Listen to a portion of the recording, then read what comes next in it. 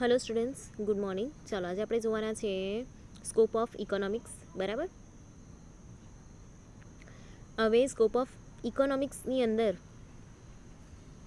શું આવશે કે એના જે અપ્રોચીસ છે, બરાબર, અલગ અલગ તે આવશે કે એક્ઝેક્ટલી ઇકોનોમિક્સ જે છે કેવી રીતે મતલબ રન કરે છે. ઓકે, તો એનો ટ્રેડિશનલ જે અપ્રોચ છે એ છે, એની અંદર 5 મેજર ડિવિઝન્સ આવે છે.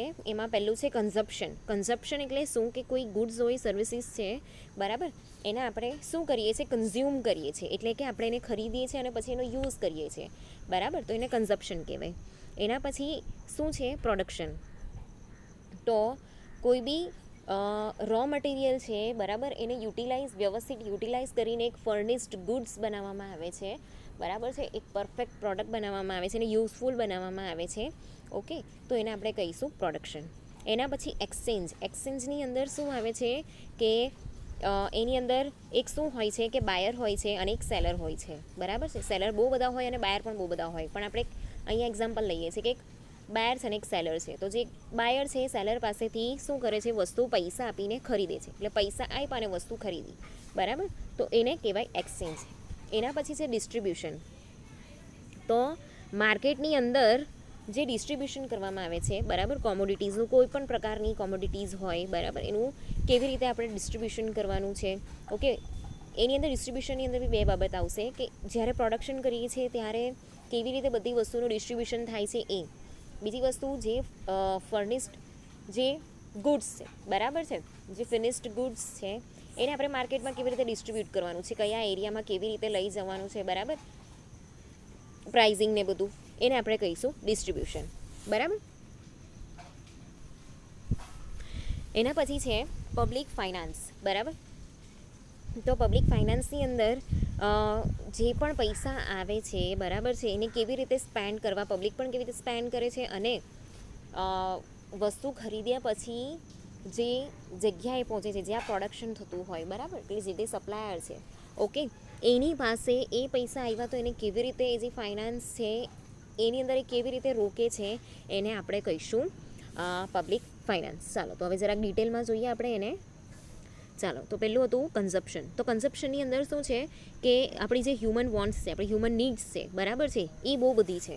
આપણે કેવું છે કે એક નીડ પૂરી થાય ને એટલે બીજી આવે, બીજી પૂરી થાય એટલે ત્રીજી આવે, ત્રીજી પૂરી થાય એટલે ચોથી આવે, બરાબર. આપણી નીડ્સ જે છે ને એ અનલિમિટેડ છે, એ વધ્યા જ કરે. હવે એની અંદર આપણે કોઈ બી વસ્તુ લેવા જઈએ, બરાબર, ગુડ્સ લેવા જઈએ, કોઈ બી સર્વિસીસ છે, ને આપણે શું કરીએ છીએ, કન્ઝ્યુમ કરીએ છીએ, બરાબર છે. તો આપણા વોન્ટ્સ પ્રમાણે, નીડ્સ પ્રમાણે, આપણા સેટિસ્ફેક્શન માટે આપણે શું કરીએ છીએ, કોઈ બી ગુડ્સ છે, સર્વિસીસ છે, એને આપણે કન્ઝ્યુમ કરીએ છીએ, બરાબર. તો એ થયું કન્ઝપ્શન. એના પછી છે કે પ્રોડક્ટ, બરાબર. તો પ્રોડક્ટની અંદર શું આવશે કે પ્રોડક્શનની અંદર શું આવશે કે આપણી પાસે ગુડ્સ બનાવવા માટે જે રો મટીરિયલ છે, બરાબર છે, goods that satisfy human wants are viewed as bundles of utility, બરાબર છે. તો આપણે એ રો મટીરિયલમાંથી આપણે કઈ વસ્તુ જે છે એનું ક્રિએશન કરીએ છીએ, એને યુટિલાઇઝ કરીએ છીએ, બરાબર, એને પ્રોડ્યુસ કરીએ છીએ, એટલે કે ક્રિએટ કરીએ છીએ, બરાબર, જેનાથી આપણે હ્યુમન વોન્ટ્સ છે એને આપણે સેટિસ્ફાઈ કરી શકીએ, બરાબર છે. તો એની અંદર અહીંયા એક્ઝામ્પલ આપેલું છે ફોર પ્રોડક્શન. આપણને કયા કયા રિસોર્સિસની જરૂર છે, તો land, labour, capital, organisation are needed, બરાબર છે. તો પ્રોડક્શન કરવા માટે આપણને જમીનની જરૂર પડે, બરાબર છે, લેબરની જરૂર પડે, કેપિટલની જરૂર પડે, એટલે કે મશીનરી છે, એના મશીનરી મૂકવા માટે એના માટે જે હાઉસ બનાવવામાં આવે છે એ, બરાબર છે, જે પ્લાન નાખવામાં આવે છે એ, એક ઓર્ગેનાઇઝેશન હોય, બરાબર છે, પછી એની અંદર બી અલગ અલગ ડિપાર્ટમેન્ટ હોય, તો એ બધી વસ્તુની અહીંયા જરૂર પડે છે. તો એવી રીતે એક્સચેન્જ. તો અહીં એક્સચેન્જની અંદર શું આવશે, તો જ્યારે જે પણ ગ્રાહક છે, બરાબર, જે કસ્ટમર છે, એને પોતાના નીડ જે પણ છે, બરાબર, એની જે પણ વોન્ટ છે એ પ્રમાણે જે ગુડ્સ પ્રોડ્યુસ થયું, બરાબર છે, એ શું કરશે કે પોતાના વોન્ટ માટે સેલ્ફ કન્ઝપ્શન કરશે, બરાબર છે. તો એનું સેલ્સ થાય છે, ઓકે. તો એનું જ્યારે સેલિંગ થાય તો જે બાયર છે એ માર્કેટમાંથી એને બાય કરશે. એટલે શું થાય કે પ્રોડક્શન થાય ને એ પ્રોડક્શન પછી માર્કેટની અંદર એ વસ્તુ જાય છે, ત્યાં સોલ્ડ આઉટ થાય છે, બરાબર છે, ત્યાંથી જે પણ બાયર છે એને બાય કરે છે, ઓકે. અને પછી એ જે બાઇંગ અને સેલિંગની પ્રોસેસ છે ને આપણે કહીશું એક્સચેન્જ, બરાબર છે. એના પછી ડિસ્ટ્રીબ્યુશન. તો ડિસ્ટ્રીબ્યુશનની અંદર છે કે લાઈક અલગ અલગ કોમોડિટીઝ છે, બરાબર છે. એ કોમોડિટીમાં અલગ અલગ પ્રકારનું ડિસ્ટ્રીબ્યુશન થાય છે. હવે અહીંયા શું કે એગ્રીકલ્ચરની જે કોમોડિટીઝ છે એની અંદર કયા કયા ફેક્ટર્સ જે છે આપણને જોઈએ. તો એની અંદર લેન્ડ જોઈએ, લેબર જોઈએ, કેપિટલ જોઈએ, બરાબર છે, અને ઓર્ગેનાઇઝેશન જોઈએ, બરાબર. તો આ જે 4 ફેક્ટર છે એ મેઇન ફેક્ટર છે જ, બરાબર છે. એ મેઇન ફેક્ટર જ છે કોઈ બી પ્રોડક્ટનું પ્રોડક્શનથી લઈને એને માર્કેટ સુધી પહોંચાડવા માટે, કન્ઝ્યુમર જે છે બરાબર એના સુધી પહોંચાડવા માટે આ જે 4 વસ્તુ છે ને એ ઇમ્પોર્ટન્ટ જ છે. તો આ જે 4 ફેક્ટર છે એ 4 ફેક્ટર જે છે પ્રોડક્શનના, બરાબર છે, એ શું કરશે કે આ આખી પ્રોસેસ પ્રોડક્શનની અંદર એનો યુઝ થશે, બરાબર છે. હવે ડિસ્ટ્રીબ્યુશન અહીંયા કેવું થતું હોય કે લાઈક જેવી જેવી પ્રોડક્ટનું પ્રોડક્શન થતું હોય ને એ પ્રમાણે અહીંયા લેન્ડની જગ્યા આપણને જોઈએ, બરાબર છે. હવે ખેતીવાડી, તો ખેતીવાડીમાં આપણને બહુ બધી લેન્ડ જોઈએ, બરાબર. એના માટે આપણને લેબર બી જોઈએ, બરાબર. એના માટે આપણને કેપિટલ બી જોઈએ. કેપિટલ એટલે એની અંદર જે ટ્રેક્ટરનો યુઝ થતો હોય, હળ કે ખાતરથી લઈને પાણીથી લઈને બધું જ, બરાબર. પછી એને એક જગ્યાએ શું કરવામાં આવે છે, અલગ અલગ જગ્યાએ મંડળી બનાવેલી હોય ગામમાં, બરાબર. તો એ નાનું એક ઓર્ગેનાઇઝેશન કહેવાય, ઓકે. તો આવા જે ફેક્ટર્સ છે, બરાબર, એના દ્વારા અહીંયા ડિસ્ટ્રીબ્યુશન કરવામાં આવે છે. એક જગ્યાએ ભેગું થાય અને પછી એને માર્કેટમાં મોકલવામાં આવે. ચાલો, તો આ જે ડિસ્ટ્રીબ્યુશન છે એની અંદર શું છે કે જે લેન્ડ ઓનર છે ને એને અહીંયા રેન્ટ મળે છે, બરાબર છે. જે લેબર છે એને સેલેરી મળે છે. જે કેપિટલ છે, બરાબર, એ કેપિટલ પર ઇન્ટરેસ્ટ મળે છે. એટલે કે એનો યુઝ થાય છે. એના યુઝ પરથી આપણે શું કરી શકીએ છીએ, એકવાર પૈસા ઇન્વેસ્ટ કર્યા, એ ભલે લોનથી લીધું હોય આપણે, બરાબર છે, કે પછી ખરીદીને લીધું હોય, તો એનો જે આપણે પરફેક્ટ યુઝ કરીએ છીએ એનાથી આપણે મની જનરેટ કરી શકીએ છીએ. અને જે પણ એન્ટરપ્રેનર છે, બરાબર. હવે આ જે એન્ટરપ્રેનર છે ને, બરાબર, એ એન્ટરપ્રેનર એટલે જે બિઝનેસ સ્ટાર્ટ કરે છે, સ્મોલથી લઈને મોટા બિઝનેસ સુધી બધા જ, બરાબર. જે બિઝનેસ સ્ટાર્ટ કરે છે, સ્ટાર્ટઅપ કરે છે, એને આપણે એન્ટરપ્રેનર કહીએ, બરાબર છે. તો એ એન્ટરપ્રેનર છે ને એને શું મળે છે, એ શું અર્ન કરે છે, પ્રોફિટ અર્ન કરે છે, બરાબર છે. એના પછી છે નેક્સ્ટ પબ્લિક ફાઇનાન્સ. તો પબ્લિક ફાઇનાન્સની અંદર શું હોય છે કે it studies how the organisation get money and how it spend it. હવે જ્યારે બાઇંગ અને સેલિંગ થાય છે, બરાબર, એ જે એક્સચેન્જની પ્રોસેસ છે એની અંદરથી ઓર્ગેનાઇઝેશનને જે પણ મની મળે છે એ મનીનો આપણે કેવી રીતે યુઝ કરવું, એને ક્યાં સ્પેન્ડ કરવું, બરાબર છે, એ અહીંયા ડિસાઇડ કરવામાં આવે છે. એટલે જે પબ્લિક ફાઇનાન્સ છે એની અંદર જે પણ પબ્લિક રેવન્યુ છે કે પબ્લિક એક્સપેન્ડિચર છે એના માટે એનો યુઝ કરવામાં આવે છે. વધારે ને વધારે પ્રોડક્શન કરવામાં આવે છે, બરાબર છે. જેનાથી શું થાય છે કે પબ્લિકની જે માંગ છે એને આપણે પહોંચી શકીએ. એના પછીનો અપ્રોચ જે છે એ મોડર્ન અપ્રોચ છે, બરાબર. આ જે વસ્તુ છે, બરાબર, મોડર્ન અપ્રોચ, માઇક્રો ઇકોનોમિક્સ અને મેક્રો ઇકોનોમિક્સ જે છે એ અહીંયા બહુ જ ઇમ્પોર્ટન્ટ છે, બરાબર છે. આ જરાક ધ્યાનમાં રાખવાની વસ્તુ છે. પેલી ઉપરની જે 5 વસ્તુ છે ને એ તો ઇમ્પોર્ટન્ટ છે જ, બરાબર. એની સાથે આ જે મોડર્ન અપ્રોચ છે, બરાબર, એ અહીંયા બધા જ દેશની, બધા જ કન્ટ્રીની જે ઇકોનોમિક્સ છે, બરાબર છે, એ ઇકોનોમીની અંદર આ કામ કરે છે. માઇક્રો ઇકોનોમિક્સ એ શું જે વસ્તુ છે એ ડિસાઇડ કરે છે કે જે હાઉસહોલ્ડ ફર્મ છે, બરાબર, એટલે કે આપણા ઘરનું જે પણ હાઉસહોલ્ડ કે પછી એક નાનકડું ફર્મ, એક નાની દુકાન છે, બરાબર.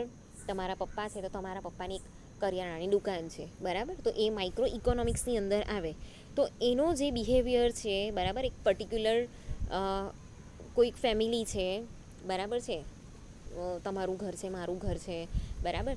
તો એવી રીતે જે હાઉસહોલ્ડ વસ્તુ છે, અને માની લો કે તમારા ત્યાં કોઈની દુકાન છે કે કોઈ બી દુકાન છે નાની એવી, કે નાનું એવું ફર્મ છે, બરાબર, જેને આપણે સ્મોલ સ્કેલના બિઝનેસ કહીએ છીએ એ, ઓકે. એનો જે બિહેવિયર અહીંયા ઇકોનોમિકલ બિહેવિયર અહીંયા ચેક કરવામાં આવે છે એને આપણે કહીએ છીએ માઇક્રો ઇકોનોમિક્સ, બરાબર. ફોર એક્ઝામ્પલ, મારું ઘર છે તો મારા ઘરે મારી સેલરી કેટલી છે, એમાંથી મેં કેટલું સ્પેન્ડિંગ ઘર ચલાવવા માટે કર્યું, કેટલું સેવિંગ્સ કર્યું, બરાબર છે, કેટલું મારા શોખ માટે મેં સ્પેન્ડ કર્યું, બરાબર, કેટલા પૈસા મેં ક્યાં ખર્ચ્યા, મેં શું લીધું, ઓકે. તો એ જે હિસાબ કિતાબ રાખીએ તો એને આપણે કહીશું માઇક્રો ઇકોનોમિક્સ, બરાબર છે. બીજી વસ્તુ, હવે આ જે માઇક્રો ઇકોનોમિક્સ છે ને, બરાબર છે, એની અંદર શું આવે છે કે resources of factors of production from the household or resource owners business firm and flow of goods and services from business firm to households, બરાબર. એ જે માઇક્રો ઇકોનોમિક્સ છે ને એની અંદર જે હાઉસહોલ્ડ વસ્તુ છે કે એક નાનો ઓનર છે, બરાબર, એની આજુબાજુના રિસોર્સિસને યુઝ કરીને કેવી રીતે જે ગુડ્સ છે કે જે સર્વિસીસ છે, બરાબર છે, એનો ઉપયોગ કરે છે અને યુટિલાઇઝ કરે છે, બરાબર છે. માની લો કે હું મારી જે સેલરી છે, બરાબર, એ સેલરીને હું કેવી રીતે યુઝ કરું છું, બરાબર, એને કેવી રીતે યુટિલાઇઝ કરું છું, તો એ આવશે માઇક્રો ઇકોનોમિક્સની અંદર. બિઝનેસ ફર્મ છે તો એની અંદર એ પોતાના પૈસા ઇન્વેસ્ટ કરે છે તો એની અંદરથી પ્રોફિટ કેવી રીતે કમાવાનો એ વસ્તુ અહીંયા આવશે, બરાબર છે.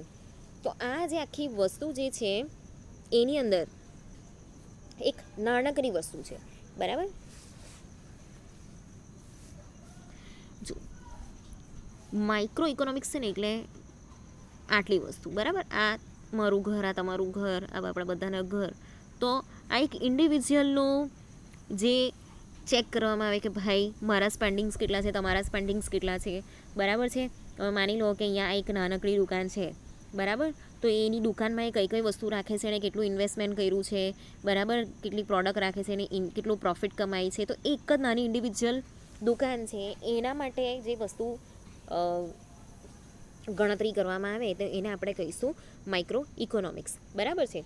તો આની અંદર બીજું છે કે it studies the behaviour of individual decision making unit with regard to fixation of price and output and it reacts the exchange and demand supply condition, બરાબર છે. તો હવે જે બિઝનેસ ફર્મ છે એની વાત કરીએ તો એની ત્યાં જે પણ પ્રોડક્ટ હોય તો એ પ્રોડક્ટની પ્રાઇસ અને ફિક્સ હોય, એ ફિક્સેશન પ્રાઇસ પ્રમાણે અહીંયા વેચે છે અને એની અંદરથી એને કેટલું આઉટપુટ મળે છે એને આપણે કહીશું માઇક્રો ઇકોનોમિક્સ, બરાબર છે. હવે આપણે જોઈએ મેક્રો ઇકોનોમિક્સ.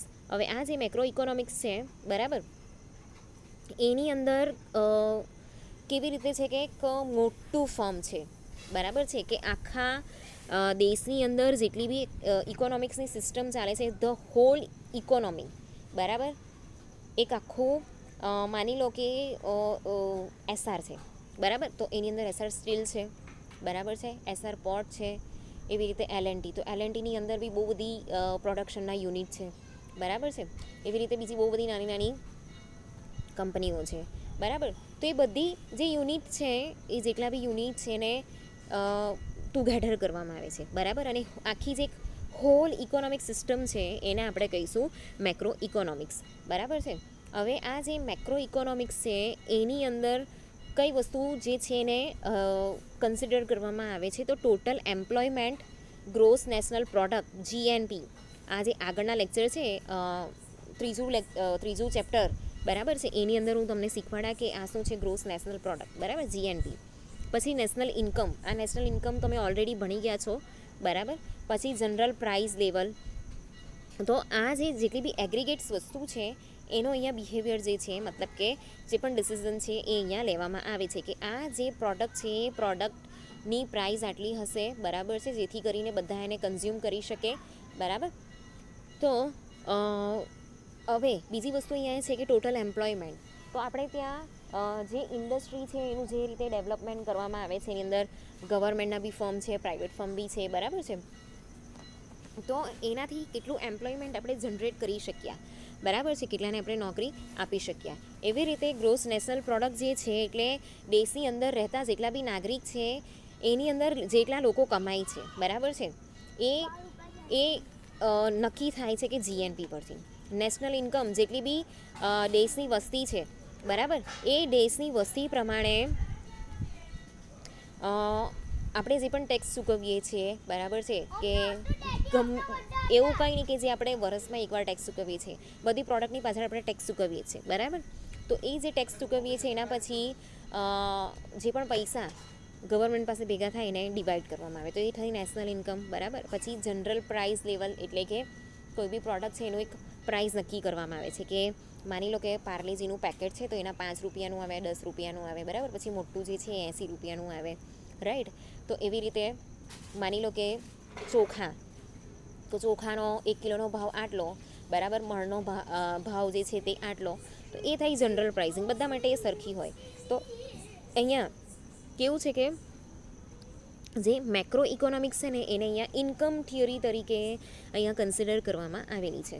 હવે જે મેક્રો ઇકોનોમિક્સ છે ને, બરાબર છે, એની અંદર કેવું છે કે આખી ઇકોનોમી જે છે, ટોટલ ઇકોનોમી, આખા દેશની ઇકોનોમી જેની અંદર આપણે બધા જ આવી જઈએ છીએ, બરાબર, એને કન્સિડર કરવામાં આવે છે. એટલે મેક્રો ઇકોનોમી છે ને એની અંદર શું થાય છે કે જે ઇન્ડિવિજ્યુઅલનું જે પ્રેફરન્સીસ આપવામાં આવે છે કે એના વેલફેરને અહીંયા ઇગ્નોર કરવામાં આવે છે, પણ આખા દેશ માટે, આખી જે ઇકોનોમી છે, આખા દેશની જે ઇકોનોમી છે એના માટે જે વસ્તુ યોગ્ય હશે તેના અહીંયા ડિસિઝન મેકિંગ એ રીતે કરવામાં આવશે, બરાબર છે. એટલે એઝ અ ઇન્ડિવિજ્યુઅલ જે છે એને આપણે અહીંયા કેવું છે કે એઝ અ હોલ અહીંયા કન્સિડર કરવામાં આવે છે. એટલે હું છે, તમે છે, બરાબર છે, અહીંયા મતલબ તમારી આજુબાજુમાં રહેતી જેટલી બી ફેમિલી છે, દેશમાં રહેતા જેટલા બી લોકો છે, એઝ અ હોલ એને કન્સિડર કરવામાં આવશે, એઝ અ ઇન્ડિવિજ્યુઅલ નહીં, મેક્રો ઇકોનોમિક્સની અંદર, બરાબર છે. તો એટલા માટે અહીંયા જે ઇન્ડિવિજ્યુઅલ ડિસિઝન મેકિંગ છે, બરાબર, એને અહીંયા બહુ કન્સિડર કરવામાં નથી આવતી. તો જો હવે માઇક્રો અને મેક્રો ઇકોનોમિક્સ જે છે એના ડિફરન્સીસ જે છે એ આપણે આવતા લેક્ચરમાં કરીએ.